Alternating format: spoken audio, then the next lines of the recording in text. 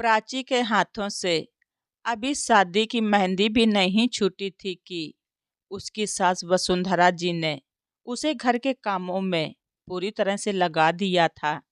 सुबह से लेकर शाम हो जाती, लेकिन वसुंधरा जी के तो काम ही नहीं खत्म होते थे। जैसे ही प्राची आराम करने के लिए अपने कमरे में जाती, वैसे ही वसुंधरा जी बोल पड़ती, बहू, जरा मेरे सर में तेल लगाकर मालिश कर दो या एक कप चाय बना दो। कोई ना कोई काम का बहाना बनाकर पहले से ही तैयार रखती।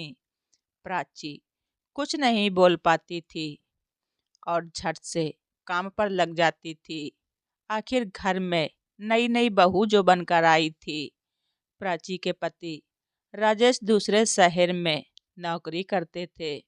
शादी के लिए भी कम ही छुट्टियां मिली थी उन्हें, इसीलिए वो शादी के 10 दिन बाद ही अपने काम पर लौट गए। तभी एक दिन सासू माँ बोली, अरे बहू, कब तक सोई रहोगी? देखो कितना समय हो गया।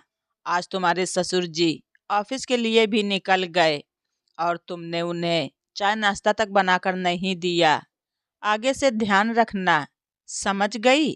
ठीक 4 बजे उठ जाया करो, क्योंकि तेरे ससुर जी सुबह 6 बजे तक ऑफिस के लिए निकल जाते हैं। बहू, तुमको काम के लिए ही तो इस घर में लाए हैं। एकलौती बहू हो, तुम्हें नहीं बताएंगे तो कैसे सीखोगी बड़े बूढ़ों की कदर करना? वसुंधरा जी ने ताव दिखाते हुए प्राची से कहा। प्राची बोली, मुझसे गलती हो गई माँ जी, आगे से 4 बजे ही उठ जाया करूँगी। इतना बोलकर उदास मन से अपने काम पर लग गई।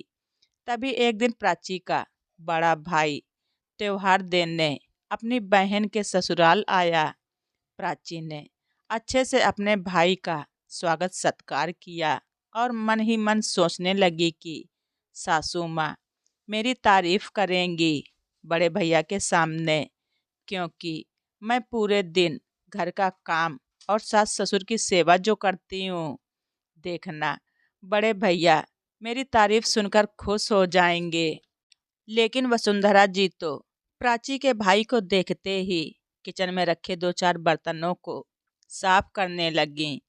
तभी, अरे माँ जी, आप आज अचानक से बर्तन क्यों साफ करने लगी?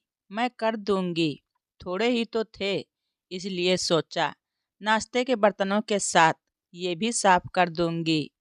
प्राची ने आश्चर्यचकित होते हुए कहा। प्राची को अब समझ में आ गया था कि माँ जी के मन में तो कुछ और ही चल रहा था। वो भैया के सामने ये दिखाना चाह रही थी कि मैं खुद ही घर के काम करती हूँ और तुम्हारी बहन कुछ नहीं करती। लेकिन उस समय प्राची चुप रही, क्योंकि अपने भाई के सामने वो कोई बवाल नहीं खड़ा करना चाहती थी। शाम को प्राची का भाई अपने घर वापस चला गया। फिर प्राची ने अपनी सासू माँ की सारी बात अपने पति राजेश को फोन पर बताई। तब राजेश ने कहा, क्यों परेशान हो रही हो प्राची? माँ ने 2-4 बर्तन साफ कर दिए तो क्या हुआ?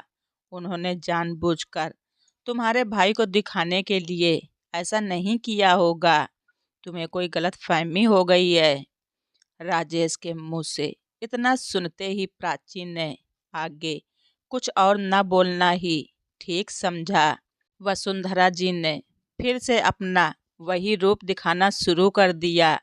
किसी भी काम में जरा भी हाथ न बटाती और पुराने से पुराने कपड़े भी जानबूझकर धुलवाती और प्रेस के लिए रख देती, ताकि प्राची को बिल्कुल भी आराम न मिले। फिर कुछ दिनों बाद राजेश एक हफ्ते की छुट्टी लेकर अपने घर आया और प्राची से कहने लगा, अरे प्राची, क्या पूरे दिन घर के कामों में लगी रहती हो?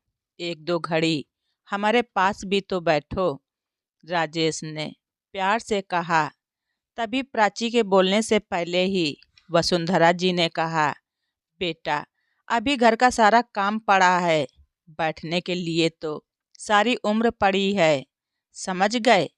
वसुंधरा जी ने गुस्से में कहा तो प्राची बेचारी चुपचाप अपने काम में ही लगी रही।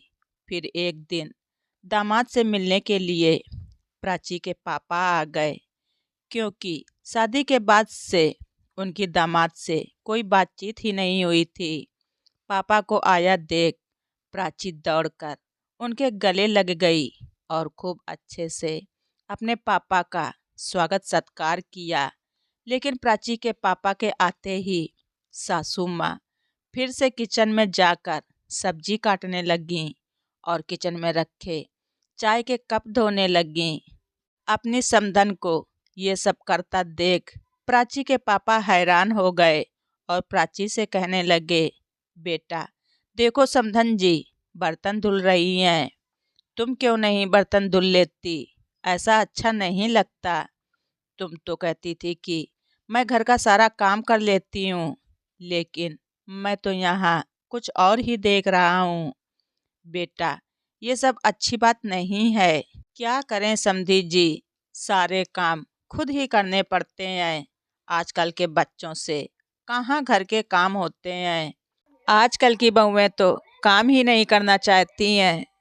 मौका मिला नहीं कि आराम करने लगती हैं, फोन चलाने लगती हैं। वसुंधरा जी ने भोला भाला सा मुंह बनाते हुए कहा। तभी राजेश बोला, माँ आज तो आपने हद ही कर दी। उस दिन प्राची ठीक ही कह रही थी कि मेरे भाई के आते ही माँ जी किचन में बर्तन धोने लगी थी, जबकि मैं खुद ही घर के सारे काम कर लेती हूँ।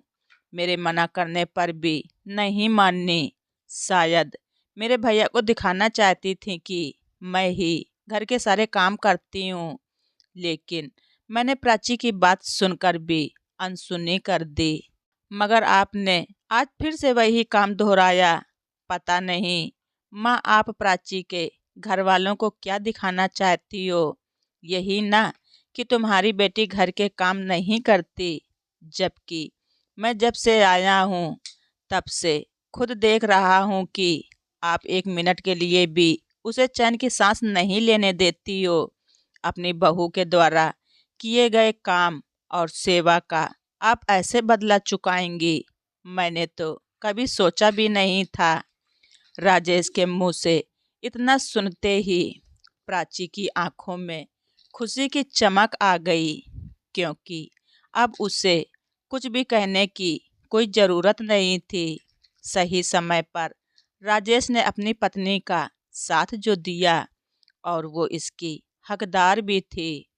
प्राची के पापा के सामने ही राजेश ने अपनी माँ की सारी हकीकत कह डाली और अब प्राची के पापा को भी यकीन हो चुका था कि मेरी बेटी में कोई कमी नहीं है। वो तो अपनी सारी जिम्मेदारी अच्छे से निभा रही है। अपने बेटे के मुंह से ये सब सुनकर वसुंधरा जी की तो जैसे बोलती ही बंद हो गई, क्योंकि उन्होंने ये कभी सपने में भी नहीं सोचा था कि उनका बेटा राजेश कल की आई बहू का साथ देगा। वसुंधरा जी को कहने के लिए अब कोई शब्द नहीं मिल रहे थे और वो चुपचाप वहां से उठकर बाहर निकल गईं। वसुंधरा जी की चालाकी आज उन्हीं पर भारी पड़ गई थी और बहू के पापा के सामने ही अपने बेटे को बोलने पर मजबूर कर दिया। उस दिन के बाद से वसुंधरा जी में काफ़ी सुधार भी आ गया था और प्राची के रिश्तेदारों के सामने कभी भी दोबारा ये सब नाटक नहीं किया। राजेश ने भी सच का साथ दिया, जो सही था वही कहा। तो दोस्तों आप सभी लोगों को हमारी ये स्टोरी कैसी लगी कमेंट बॉक्स में ज़रूर लिखें। चैनल पर नए हैं तो सब्सक्राइब करना ना भूलें। धन्यवाद। रिचा वाइस।